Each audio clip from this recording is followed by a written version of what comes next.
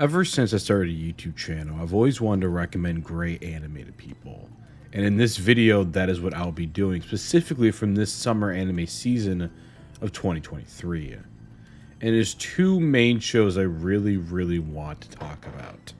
The first is one you've probably already watched, or at least know about, Zom 100. And with it, I think it takes... Also, there's be no major spoilers in this video, so don't worry. But the first episode, it takes a pretty simple concept. Working is tough. And anyone who's an adult, or even like a teenager, they know this for the most part. Even if you find your dream job, work becomes work. And it eats away at you and all that bad stuff. And Zom 100 takes this concept and kind of cranks it up to the extreme, to which it shows the sad reality of the Japanese economic system in some industries, and, well, probably most of them, honestly, and in some companies, that they pretty much overwork their employees. There's a lot of good things about the Japanese economic system, of course, but this is one of the pitfalls. It's really based off the loyalty system, and, like, you're expected to work these insane hours at these companies. And Zom 100 takes a look at that. And honestly, like, you know, it's a pretty, like I said, simple concept, and it's not anything that's, like, crazy original or anything too profound, but it takes this on-the-nose concept and it uses this beautifully stylized animation to portray it. And when it comes to media, I don't think it's really... Trixie the Golden Witch said this a long time ago. I don't think it's really the concept, or the premise rather, that really matters. It's the execution. And the great thing about animation is, well, it's animated. It can express pretty much anything it wants on the screen, and Zom 100 portrays the overworking work life beautifully through this very stylized animation. And it turns it into something that's actually quite profound. Another thing I love about it is the MC is just crazy enough to make this premise both work and hopefully, and importantly, have the legs to carry an entire season's worth. You know, with a lot of anime, the premise, it hits you hard in the first episode, but then it kind of peters off a bit. And... honestly, with Zom 100, the premise is kind of I mean, the whole premise of the show is that he has this bucket list of things he wants to do now that it's a zombie apocalypse. And obviously that premise is there, but it's also very, I want to say basic, but it's very broad. But the MC, he's just crazy, man. He does things, and it's really his attitude that's going to carry this show for me. He doesn't really understand what's going on around him. Not much at all, honestly. And that's just really funny to me. And it's also, it keeps it very entertaining. And it makes it a pretty light watch. There are some dark moments, and I think episode 2, not to spoil anything, kind of portrays the darkness of the situation. I mean, it's a zombie apocalypse. People are obviously dying and turning into zombies. That's not a good thing. I don't know if you knew that. But the MC is going to keep it a light show. And I think, like I said, he's just crazy enough to give the show legs. And he's kind of like, seriously, all this heavy shit is going on, and he's just this ray of sunshine. Which I think is really funny, like I said. So yeah, I would definitely recommend watching Zom 100. It is, it's a really good time. I'm not past episode 3 yet, but from what I've seen, it's probably going to be my anime of the season. On to the next anime I want to shamelessly shell out to you, Synduality Noir. It's a mecha show, and I don't know too much else about it, but what I do love about it is the exposition. It flows very well with the action. We're kind of thrust into the middle of the story, and that's something I really appreciate, because not many anime will do that. They'll try explaining everything to you. I kind of like when you just get, thrown in the middle of the story, and like they start using all these terms and things like that. They're like no explanation.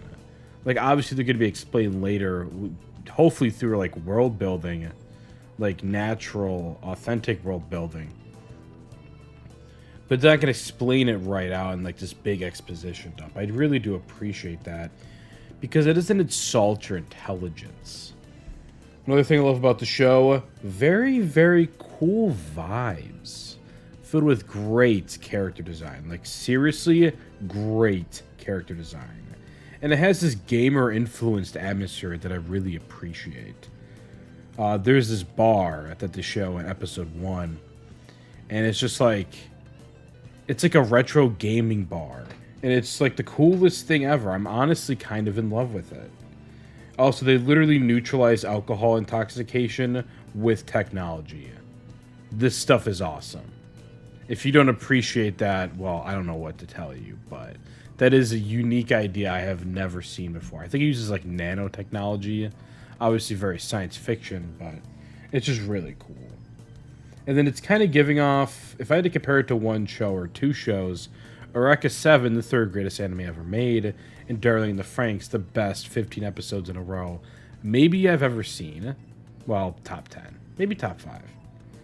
But it still maintains its own identity, and I don't think it's going to drop off like a certain other show, Darling in the Franxx. So, I think it'll be a really good watch. I would highly recommend it to anyone who likes mecha, but is also just looking for something new in the scene. Because a lot of anime obviously gets repetitive, so I think it's something that people should be paying attention to. I think it also has a video game. I think it's like a multimedia project. I don't think it's adapted from the game. I don't think the game's out yet, but don't let that stop you, because a lot of times video game anime adaptations aren't great. But also sometimes you get Arcane or Cyberpunk Edge Runners, which I know fans of the channel both love those things. So give it a try. It'll be worth it, I promise. Now, with those two shows out of the way, the main ones I really wanted to talk about, I want to go down my anime list of the most popular shows and kind of give what I think about them. Haven't even seen many of these seasons, but I've seen the seasons prior, so I can talk about and recommend it if you haven't seen the seasons prior. And kind of my thoughts on like the next season of them. Jujutsu Kaisen second season. Haven't watched a single episode of it because honestly, the first season is like the most 7 out of 10 I've ever seen. It's not bad. It's 7 out of 10 is good. It's a good show. But, you know, it's not great. It's not really something I really want to see a second season of. I'll probably watch it at some point. Maybe make a video about it, anything interesting about it. But, you know, I would recommend it if you're a fan of the show, and obviously has a lot of fans. So people, you're already probably watching it. Same with Mushoku Tensei Season 2. I didn't finish Season 1. I finished Season 1 Part 1. I didn't finish Season 1 Part 2. It just has a lot of problems, especially with Rudius. And not really my kind of show. Not really for me. So you're probably watching it anyway, though. It's a very popular show.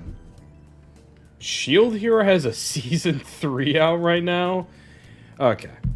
Let me get my rant out of the way real quick. Shield Hero episode 1 through 5 was pretty damn good. Aside from that, though, aside from its like initial premise setup, which has a lot of problems itself, but it's like pretty profound, I guess. Aside from that, though, like it just becomes the most stereotypical fantasy adventure show you've ever seen. And that was Season 1. I've heard Season 2 is even worse. And what's the rating for Season 3? Because literally I did not know it came out. Maybe it's just like surprise drop. I don't know. 6.78. So, yeah. Probably skip that one. Horimiya Peace. As a manga reader, kind of. I've read some of it. And a very, very big fan of the show, the original season. Definitely watch this one. It's peak rom-com. So, Goblin Slayer, haven't seen. Bleach, haven't seen. My Happy Marriage, I'm kind of interested in, but I think it's like more like ancient Japan kind of stuff. And I'm like, I like that in a historical context, but like when it comes to anime, I'm not really into that. So, might skip that one. Masamune-kun No Revenge, Season 2. I like the first season. This is actually one of the only season 2s that I've watched from this. I've only watched episode 1, but it's one of the only ones I've watched. So definitely recommend this one. I think it's kind of slept on, at least the first season. It's not really that good. It's probably like a 7 out of 10. But it's a 7 out of 10 I enjoy a lot. So definitely give that one a try. The girl with the glasses one, I want to watch this for the animation, honestly. Ooh, what's this one? The Eminence in Shadow Season 2. I don't have High Dive, so I don't really illegally stream anime. Rent-A-Girlfriend Season 3. I was thinking of making a video about Rent-A-Girlfriend and calling it the best anime ever. And not really in an ironic, kind of in an ironic way, but just it goes down to like what makes something good. And I think if you take entertainment value out of something, that itself is what makes it good. Think of The Room. Is The Room a good movie? I would say it is, because the only point to watching a movie is to be entertained. Whether that be through beautiful cinematography or laughably bad jokes, it's all kind of the same thing, which is kind of weird coming from me because I literally make movies. That's kind of my philosophy on it. And like I like philosophically deep movies, but that's because I find them entertaining. I don't think they're necessarily like there's no objective way to measure quality. I don't believe so. Everything's subjective. Art is all subjective. I'm making a video called Anime Doesn't Exist because literally everything is subjective. So Rent-A-Girlfriend Season 3, probably peak. Haven't What You Want Season 2, though. Bungo Stray Dogs, haven't seen it. Liar has some... I like the red hair anime girls. That's the only thing I can even comment about it. What is this? Reign of the Seven Spellblades. Haven't seen it. Ooh. This is a decent one. The Devil Was a Part-Timer Season 2. Which already has second season, so that's just kind of confusing. Kind of pisses me off. Am I Actually the Strongest? Haven't seen it. The Dream Boys are realist. I see some screenshots on YouTube about it. I want to watch the one with their vending machine. That one seems very, very interesting. I'm going to skip some of these. So when I get to... There it is. The Duke of Death and his Maid. Listen. I understand. You may be scared. The CGI is so different. So new. But it's going to be okay. I promise you it's going to be okay. You could still watch one of the greatest rom-com anime ever made with good animation. CGI doesn't equal bad. It's still good, expressive animation and beautiful cinematography. You can still watch it. I will protect you. Please, please, please, please, please give this one a try. It is worth it. I promise you. Haven't seen the second season yet, but I promise you the first one is peak fiction. 9 out of 10. Any other things I have to shell out?